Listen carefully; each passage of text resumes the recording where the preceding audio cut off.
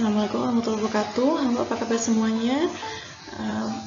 Hari ini kita akan membahas tentang materi di kelas 7 di semester 1 ini, yaitu konsep energi dan sumber energi. Ya, ini kelas 7 semester 1 bab akhir. Perkenalkan, nama Ibu Neneng Olivia Solihah. Ya. Oke, kita mulai. Nah, ini akan kita bahas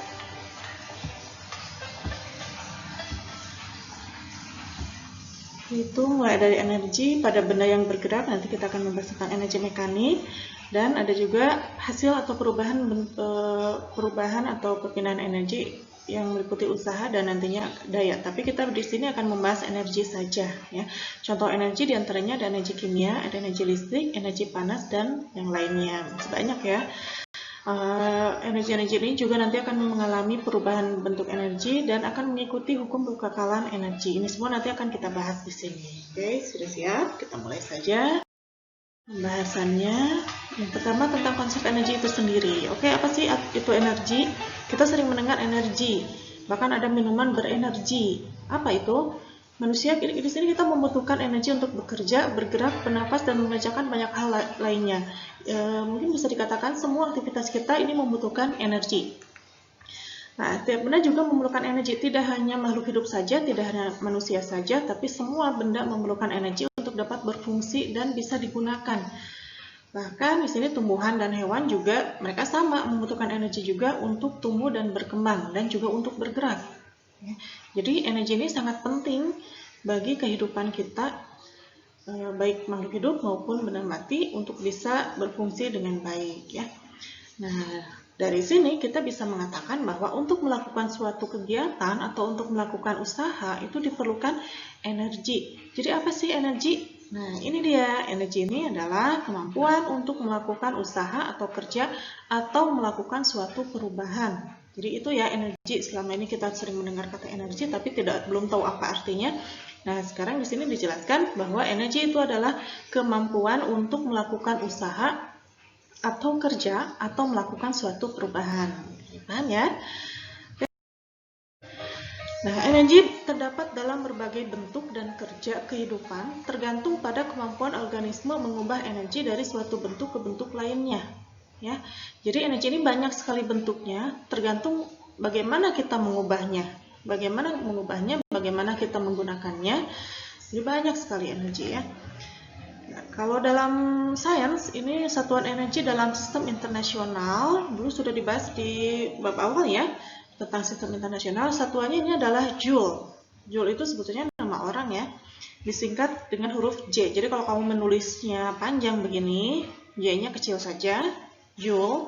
Kalau misalkan kamu singkat juga boleh dengan huruf J besar. Ini. Selain Joule, satuan untuk energi dalam sistem yang lain itu ada juga kalori. Kamu kalau misalnya melihat di bagian belakang bungkus makanan itu biasanya ada banyak kalori. Nah, itu adalah satu untuk energi yang terkandung dalam makanan tersebut. Ada erg dan kWh. kWh itu singkatan dari kilowatt hours. Sering mendengar kWh biasanya berhubungan dengan listrik ya. Nah, ini nanti kalau energi listrik nanti dibahas di kelas 9. Kilowatt hours atau kilowatt jam. Ya, ini masih bisa kita gunakan untuk satuan energi. Tapi kalau sistem internasionalnya kita gunakan satuan Joule. Ya. Nah, adapun kalau misalnya di bungkus makanan Bu, banyak Bu kalori. Apa sih kalori? Hubungannya dengan Joule apa? Nah, ini bisa kita konversikan. 1 kalori itu sama dengan setara dengan 4,2 Joule. Atau 1 Joule itu 0,24 kalori. Sama-sama saja. Kalau kamu menggunakan kalori berarti ini. Kalau mau menggunakan Joule berarti tinggal dikonversikan seperti ini ya. Tinggal di otak-atik saja, gampang. Nah, kita sekarang bicara tentang bentuk-bentuk energi. Tadi di awal dijelaskan bahwa banyak sekali bentuk energi ya, tapi tidak akan dibahas di sini semua karena kan terlalu banyak, beberapa saja. Sementara energi yang paling besar yang kita gunakan di sini sumbernya adalah dari energi matahari. Cahaya matahari memiliki energi yang paling besar dalam tata surya kita ya. Energi panas dari sinar matahari sangat bermanfaat bagi bumi dan dapat menghasilkan energi-energi yang lain di muka bumi ini. Jadi mungkin bisa dikatakan semua sumber bentuk energi bersumber dari matahari karena memang dia yang paling besar energinya. Caranya yaitu dengan mengubah energi matahari menjadi energi yang lain, seperti misalnya energi mekanik. Energi mekanik itu nanti ada energi potensial dan energi kinetik. Energi kimia, energi listrik, energi panas, dan yang lainnya masih banyak lagi. Ya. Jadi kita ubah energi matahari itu misalnya menjadi energi panas. Contohnya misalnya solar system atau solar cell yang biasa digunakan di pemanas air. Ya. Biasanya suka dipasang di atap rumah, itu mengubah energi matahari, energi cahaya matahari menjadi energi panas sehingga menyebabkan air yang digunakan untuk mandi itu menjadi panas. Atau kita mengubah menjadi energi listrik, contohnya misalnya lampu penerangan di jalan raya, itu menggunakan energi matahari. Di situ energi mataharinya diambil dan disimpan, lalu digunakan dirubah menjadi energi listrik sehingga cahaya lampu itu akan menyala. Ya.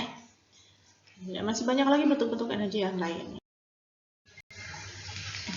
Sebentar maaf. Ini ya persamaan yang ini ya. Persamaan yang ini hanya satu. Nah sekarang dengan segitiga ajaib ini kita akan munculkan 3 persamaan baru. Kalau segitiga ini kita bagi menjadi beberapa kamar. Kita bagi dulu 2 lantai, lantai atas dan lantai bawah. Nah pembagi lantai ini menunjukkan tanda bagi. Ini tanda bagi karena di atasnya tadi ada 4 variabel, ada EP, ada M, ada G, dan ada H, maka ini juga kita bagi menjadi 4 ruang. Ini sudah ada 2 ruang, tinggal 3 ruang lagi. Di mana yang 3-nya? Karena di atas terlalu sempit, kita buat di bawah saja. Nah, ini kita buat 2 sekat, jadi sudah ada 3 kamar di bawah. Ini nanti akan menunjukkan tanda kali. Ya. Nah, kita masukkan persamaan yang di atas tadi, EP sama dengan M kali G kali H. Kita lihat ruas kanannya. Ruas kanan itu yang dihubungkan dengan tanda kali. Siapa yang dikali, siapa yang dibagi. Siapa yang di atas, ini berarti yang membaginya. Kalau ini EP, energi potensial sama dengan M kali G kali H. Ya, terus ajaibnya di mana? Tadi kita bisa baru tahu saja kalau EP itu sama dengan M kali G kali H. Sekarang kalau ditanya masanya, M-nya berapa? M-nya sama dengan berapa? Tinggal tutup M-nya. Yang terlihat apa? EP dibagi G kali H. M-nya dikeluarin. Tersisa EP bagi G kali H. Ya, begitupun kalau misalkan mencari ketinggian. Berapa ketinggian bendanya? Hanya keluarkan tersisa energi potensial bagi M dikali G. Ya, oke. Ini segitiga ajaib ini berlaku untuk persamaan apa saja, ya. Bisa untuk nanti energi kinetik, bisa untuk di kelas 8 kamu gunakan gaya, bisa. Nanti ketemu kalor juga bisa, ya. Contoh soalnya, misalnya ada sebuah buku bermassa 0,5 kg berada di atas rak lemari pada ketinggian 2 meter. Jika percepatan gravitasinya 10 meter per second kuadrat, berapa energi potensial yang dimiliki buku pada ketinggian tersebut? Oke, penyelesaiannya kita buat, diketahui massanya 0,5 kg, lalu H-nya 2 meter, dan G-nya tadi 10 meter per second kuadrat. Yang ditanyakan itu tadi adalah energi potensial. Kita gunakan persamaan yang tadi, energi potensial sama dengan M kali G kali H. Titik ini tanda kali juga ya, sama saja. M kali G kali H. Masukkan angka-angkanya. M-nya 0,5 kali 2 kali 10. Maka akan didapat energi potensial yang dimiliki benda 0,5 kg yang berada pada ketinggian 2 meter itu adalah 10 Joule. Ya, paham ya? Oke, kalau sudah paham kita lanjut. Nah, yang kedua ini ada energi kinetik. Energi kinetik apa? Kalau tadi energi potensial adalah energi berdasarkan kedudukan benda atau posisi benda, maka energi kinetik adalah energi yang dimiliki suatu benda yang sedang bergerak. Ingat, berarti di sini yang sedang bergerak. Berarti kalau benda yang diam, dia punya energi kinetik tidak? Tidak, Karena energi kinetik adalah energi yang dimiliki benda yang sedang bergerak. Nah, kalau dikhususkan lagi, energi kinetik adalah energi yang dimiliki suatu benda bermassa M, tentu kalau benda pasti memiliki massa ya, yang sedang bergerak. Kalau bergerak, maka dia punya kelajuan atau kecepatan, ya. Jadi energi kinetik adalah energi yang dimiliki suatu benda yang bermassa M yang sedang bergerak dengan kelajuan V. Kecepatannya V, kita simpulkan V. Misalnya, seekor gajah yang sedang berlari. Energi kinetiknya lebih besar daripada seorang atlet yang sedang berlari dengan kelajuan yang sama. Jadi kalau misalnya kecepatannya sama, kita lihat massanya. Nah, gajah dengan atlet, mana yang massanya lebih besar? Tentu gajah, ya.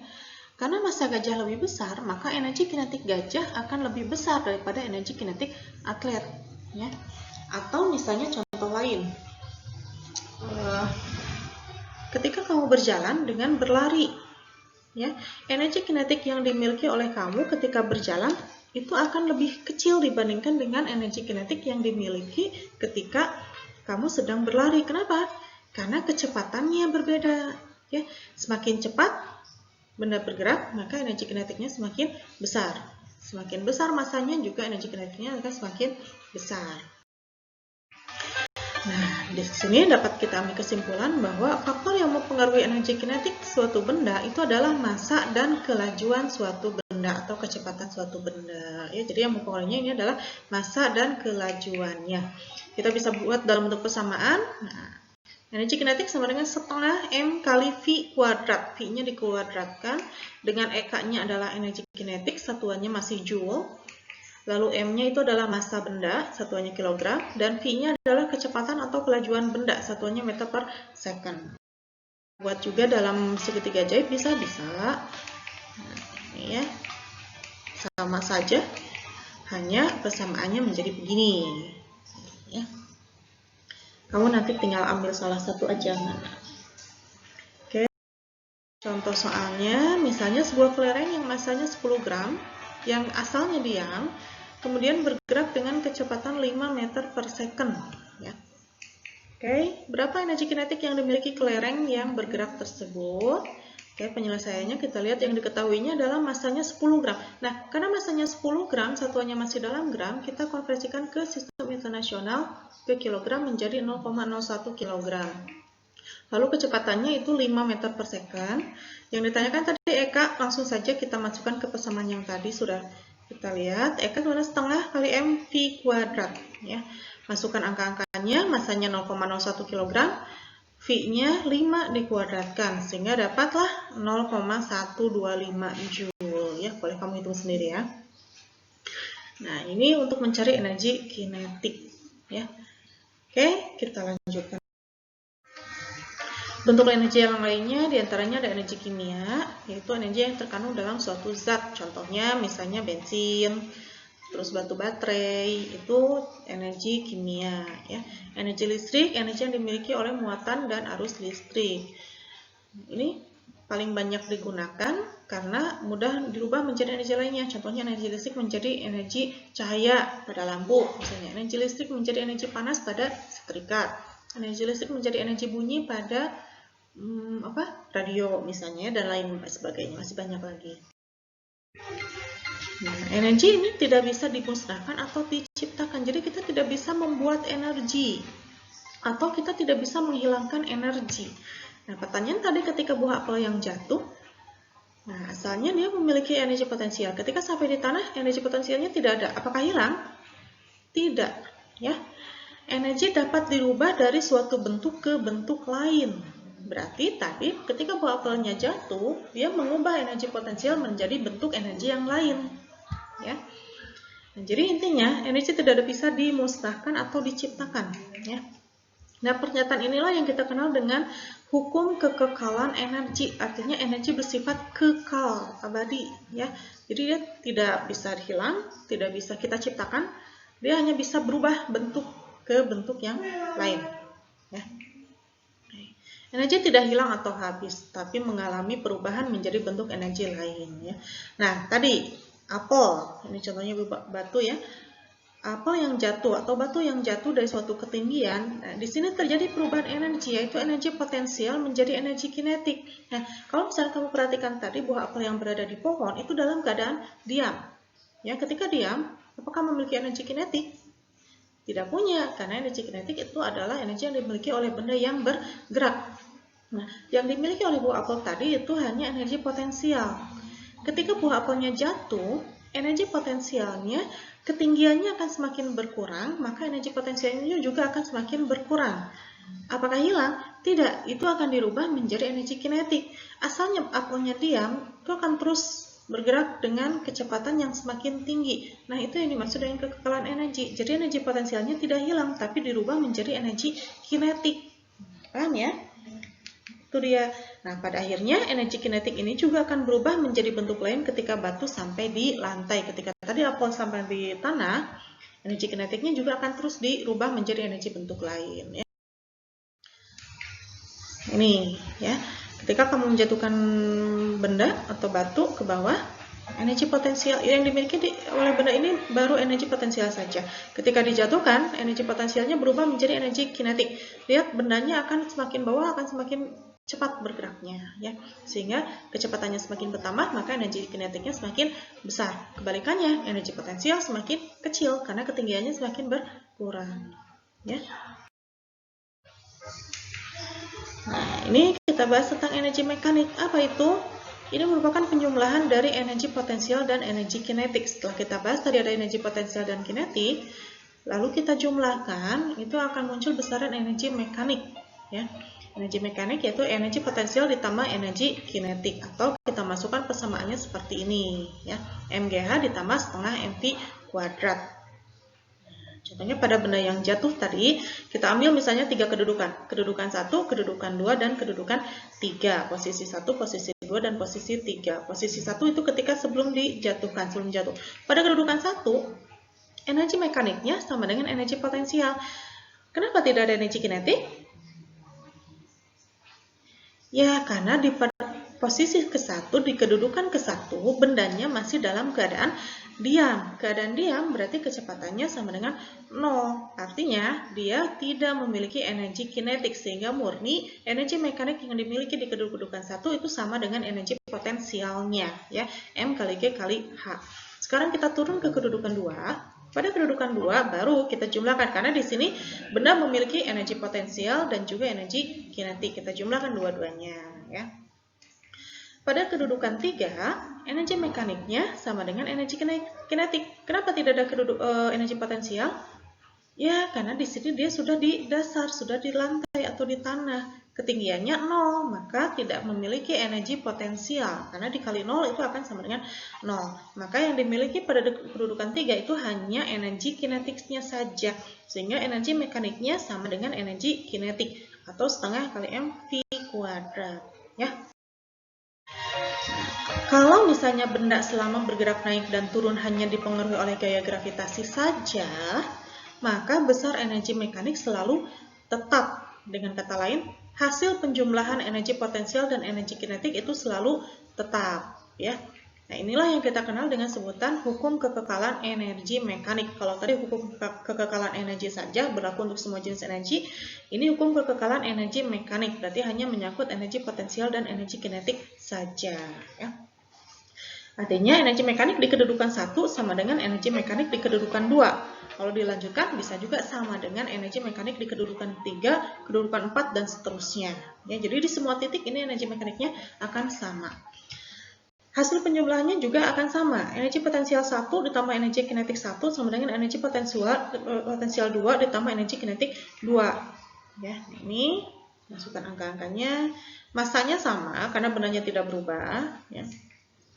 Nah, pada kedudukan 3, ketika benda menyentuh tanah atau lantai, maka akan berlaku energi mekanik 1 sama dengan energi mekanik 3. Ingat, di semua titik itu sama, sehingga energi potensial 1 itu sama dengan energi kinetik 3. Karena di posisi 1, energi mekaniknya sama dengan energi potensial.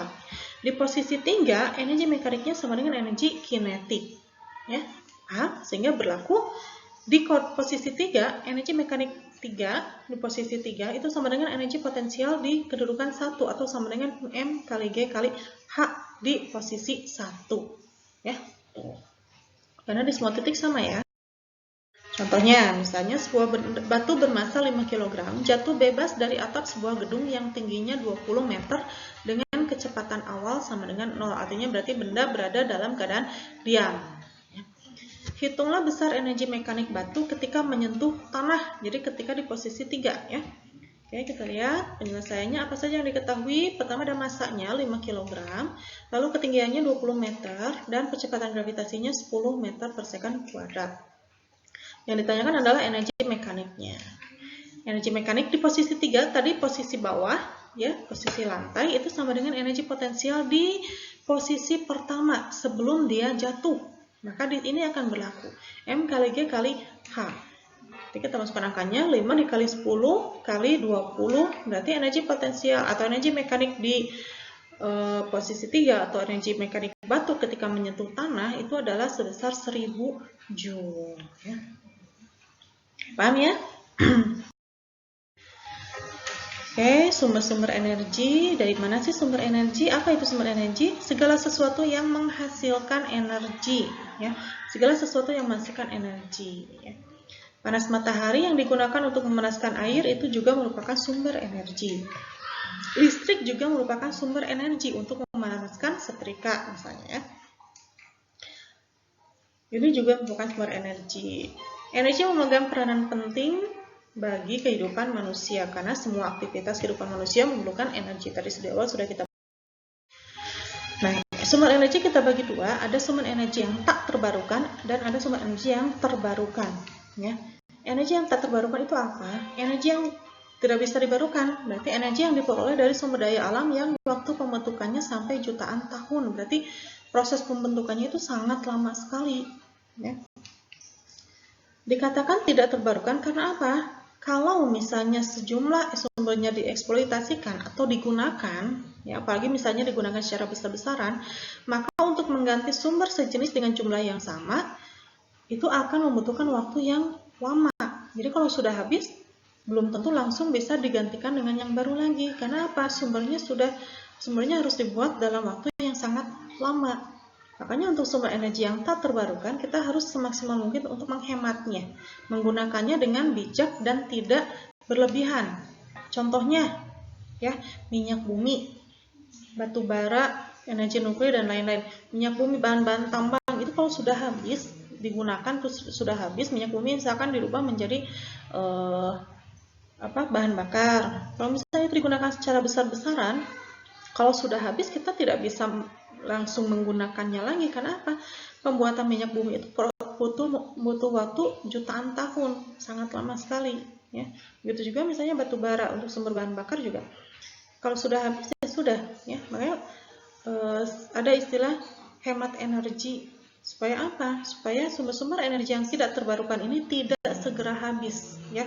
Tidak segera habis dan masih bisa kita gunakan. Karena kalau sudah habis ya sudah, kita nggak bisa membuatnya dalam waktu yang sebentar. Ya. Itu sumber energi yang tak. Ada juga sumber energi yang terbarukan, itu apa?